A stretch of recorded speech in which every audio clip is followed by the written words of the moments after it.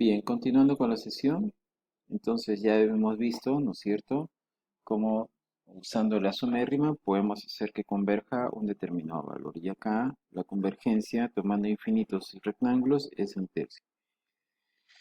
Bueno, definamos formalmente la integral definida. La integral definida es exactamente esta suma límite de los rectángulos, ¿cierto? Pero eso ya es para cualquier tipo de función, no necesariamente positiva. Entonces, si la función es positiva, entonces esta suma coincide con la suma de los rectángulos. Y pues cuando yo tomo acá infinitos rectangulitos, pues el área, siempre y cuando la función sea positiva, el área será dada por esta integral definida desde A hasta B. Aquí ponemos el diferencial de x para asegurarnos o indicar que este, la variable de integración es el x. Pero otro elemento importante aquí es, uno podría ver aquí, esta suma de Riemann o esta integral definida del siguiente modo, ¿no? Es como si yo tomara acá un pequeño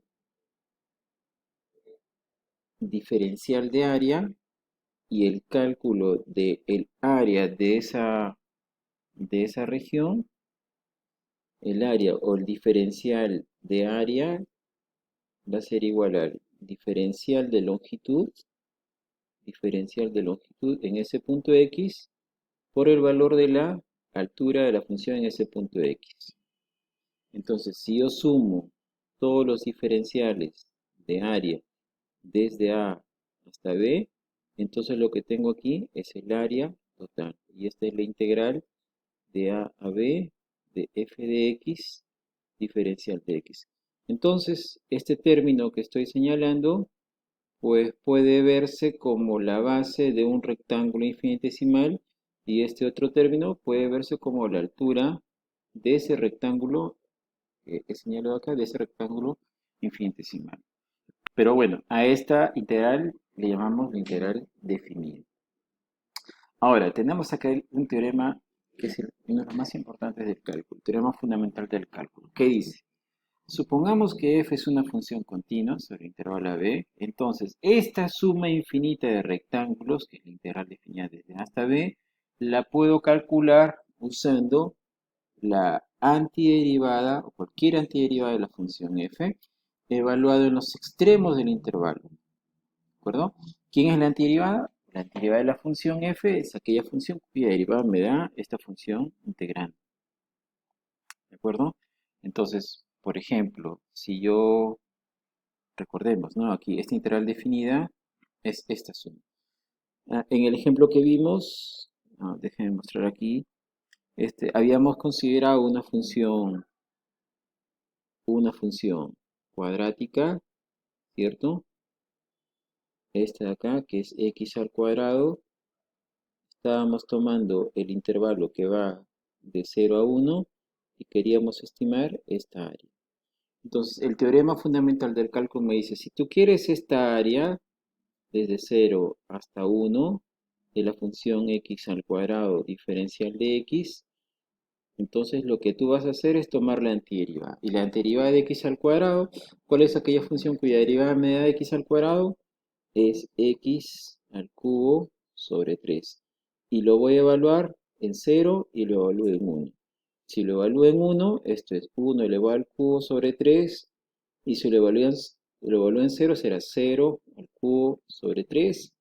Y ahí te das cuenta que este término es un tercio, que es el área que nosotros habíamos encontrado con la suma de Riemann, ¿no? ¿De acuerdo? Bueno, entonces, para una función que no necesariamente sea positiva, pues aquí podemos hablar de, entre comillas, el área neta, ¿no? Acá tengo un área positiva, entre comillas, y acá tengo un área negativa, un área positiva. Eventualmente esta suma puede ser cero. Esta suma, siento que la función es positiva a veces y negativa en otras, puede ser positiva o puede ser negativa. Entonces el área neta, que es la integral desde A hasta B, nuevamente representa la suma de estas áreas, entre comillas, acá tenemos un área negativa. ¿no? Por ejemplo, esta integral definida que va de -1 hasta 1, si esta función es la que corresponde a un semicírculo, entonces esta integral estará representando el área bajo esta curva. Y como es un semicírculo, simplemente el área, esta integral corresponde a la mitad del círculo, es decir, pi r cuadrado pi sobre 2. O sea, acá el área que es esta integral es pi medios. Y si yo integrara en este ejemplo, ¿no es cierto?, desde menos pi medios hasta pi medios la función seno de x, aquí el área que está, entre comillas, está por encima, la función está por encima del eje x, esto es un área positiva, ¿cierto? Y aquí yo tengo el área, pues, negativa, entonces yo integro de -1 a 1 y por simetría estas dos áreas en magnitud son iguales, pero si finalmente llego a integrarla, esta integral va a ser nula. Ahora, esto es fácil de verificar. Imaginemos que tenemos aquí, perdón, veamos pongamos que tenemos la integral que va desde menos pi medios hasta pi medios de la función seno de x diferencial de x. La antiderivada de seno es menos coseno de x, porque si yo derivo menos coseno de x me va a dar seno. Y ahora lo voy a evaluar en menos pi medios y lo voy a evaluar en pi medios. Esto va a ser igual a menos coseno de pi medios menos coseno de menos pi medios. Y nosotros ya sabemos cuánto vale el coseno de pi medios. El coseno de pi medios es 0. Ya me queda menos por menos más. Y el coseno de menos pi medios también es 0. Así que este integral debe ser igual a 0. Ahora, si a ti te interesara saber cuál es el área de esta región que estoy sombreando, esta área y esta área, y si sabemos que son simétricas, entonces simplemente lo que podría hacer es calcular el área desde 0 hasta pi medios y después multiplicarlo por 2.